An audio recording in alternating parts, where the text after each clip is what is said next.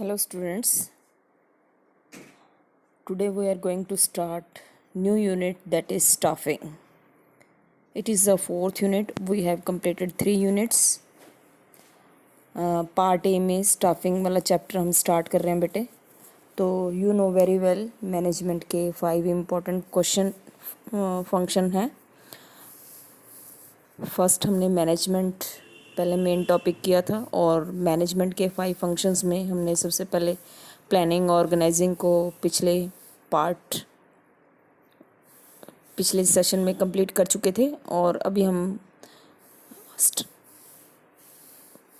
Planning और organising के बाद थर्ड इम्पॉर्टेंट जो चैप्टर है यूनिट है स्टाफिंग वाला स्टार्ट कर रहे हैं.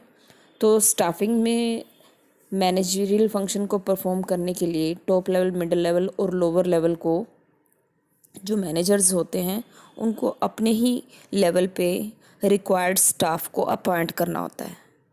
ठीक है बेटे. तो main function of staffing is keeping, filling and keeping filled the various position in the structure. कि जो हम ऑब्जेक्टिव को अचीव करने के लिए वेरियस रिसोर्सेज को हमने असेंबल कर लिया था, तो अब काम करने के लिए हमें लोगों की ज़रूरत होगी और different top level, middle level और लोअर लेवल पे और इवन प्लेटफॉर्म एरिया पे वर्कर्स को फिल करना, filling and keeping filled the vacant post. You can see here.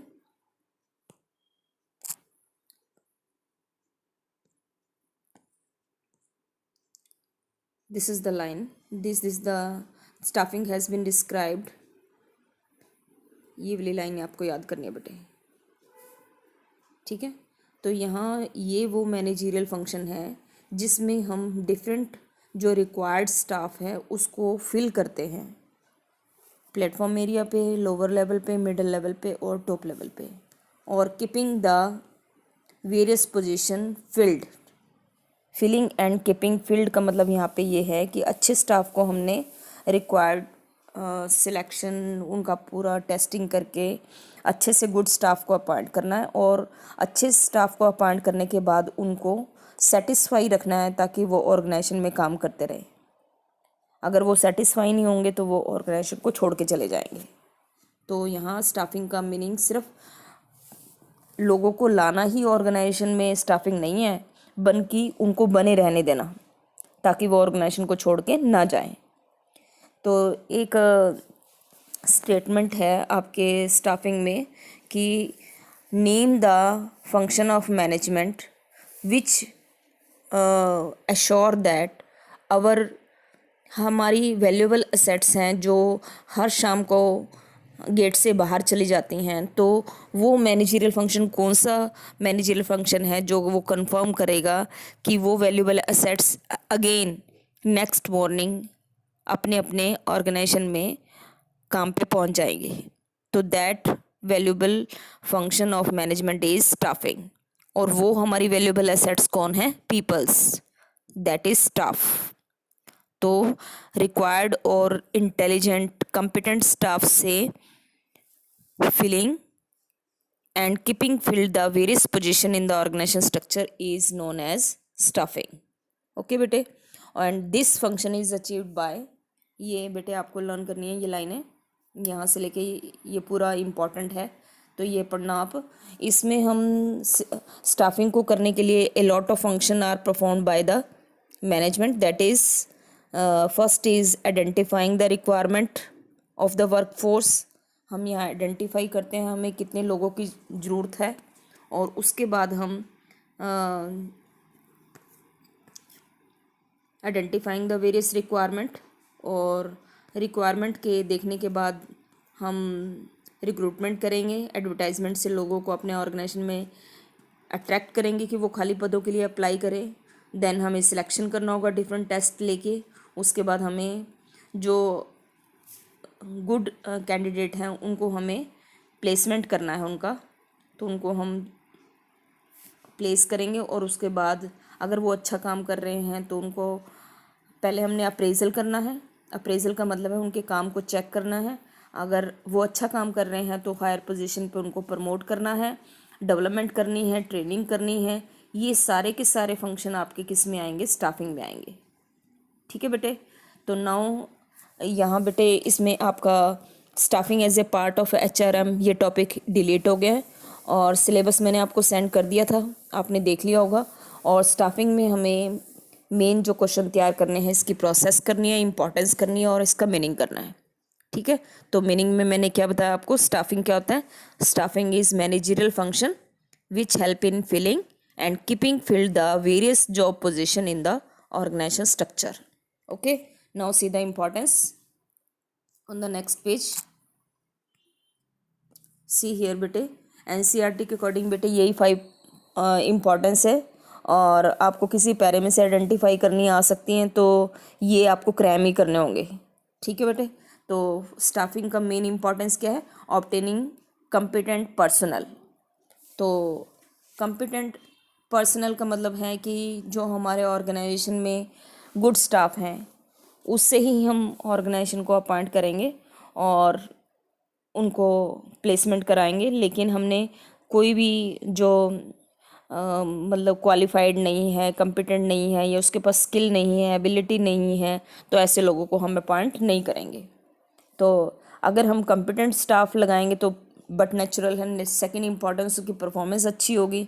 अगर परफॉर्मेंस अच्छी होगी तो वो ऑप्टिमम यूज़ ऑफ रिसोर्सेज करेगा, वो केयरलेसली काम नहीं करेगा और लेबर कॉस्ट हमारी कम हो जाएगी, वेस्टेज कम होगी।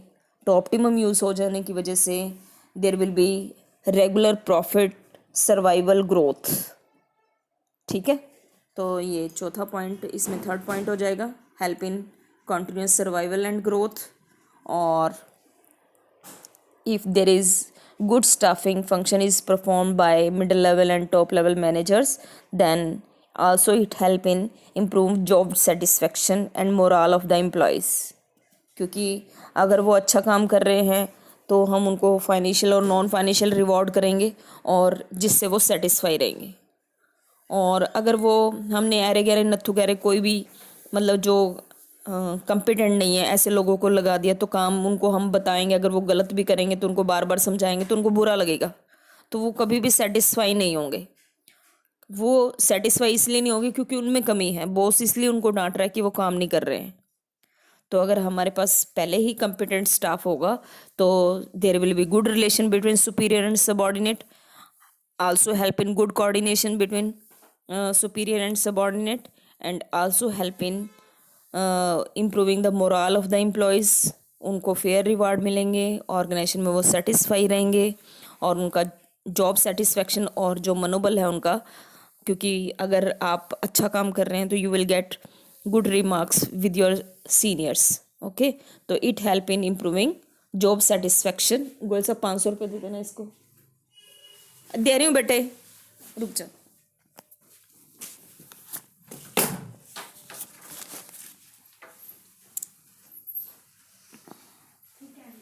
तो स्टाफिंग जो है वो 5 जो इम्पोर्टेंस है इसकी, ये आपको लर्न करनी है। Obtaining competent personal, help in high performance, optimum use of resources, तो इससे ह्यूमन रिसोर्सेज का और फिज़िकल रिसोर्सेज दोनों का बेटर यूटिलाइजेशन होगा। और बहुत इजी चैप्टर है बेटे ये, अगर आप थोड़ा सा कॉन्टिन्यूसली इसको सुनोगे और बुक में पढ़ोगे, और NCERT से भी आप ज़रूर पढ़ना बेटा इसको। ठीक है, क्योंकि जितने भी हमारे ऑर्गेनाइजेशन में मैनेजमेंट में जितने भी रिसोर्सेज हैं उनका बेस्ट यूज़ किसके हाथ में होता है, पीपल्स के हाथ में होता है, स्टाफ के हाथ में होता है। तो यहाँ हम स्टाफ को ही अपॉइंट करते हैं और इस तरह से अपॉइंट करते हैं कि अच्छे स्टाफ को हमने लगाना है और अच्छे स्टाफ को हमें जाने नहीं देना है। ठीक है, तो जाने नहीं देना का मतलब कि उनको हम सेटिस्फाई रखेंगे, उनको फाइनेंशियल और नॉन फाइनेंशियल रिवार्ड देते रहेंगे, वो अपने जॉब से सेटिस्फाई रहेंगे, अपने सीनियर से सेटिस्फाई रहेंगे और वो ऑर्गेनाइजेशन से भी सेटिस्फाई रहेंगे और वो कभी भी ऑर्गेनाइजेशन को छोड़ने की बात नहीं सोचेंगे। ठीक है, हम निकालते उसी कर्मचारी को हैं जो काम नहीं करते हैं या अच्छा परफॉर्म नहीं कर रहे होते हैं। तो जो पहले से ही क्वालिफाइड हैं वो बट नेचुरल है, काम अच्छा करेंगे। अगर वो काम अच्छा करेंगे तो फिर निकालने की बात तो आती ही नहीं है। ओके बेटे, तो this is the importance of staffing. ठीक है, आज आपने यही क्वेश्चन तैयार करना बेटे, meaning and importance of staffing. ठीक है, इसको कॉपी में भी राइट करना है बेटे और एनसीईआरटी से भी पढ़ना है, और अगर कोई डाउट हो तो पूछना है बेटे। ठीक है, हैव ए नाइस डे।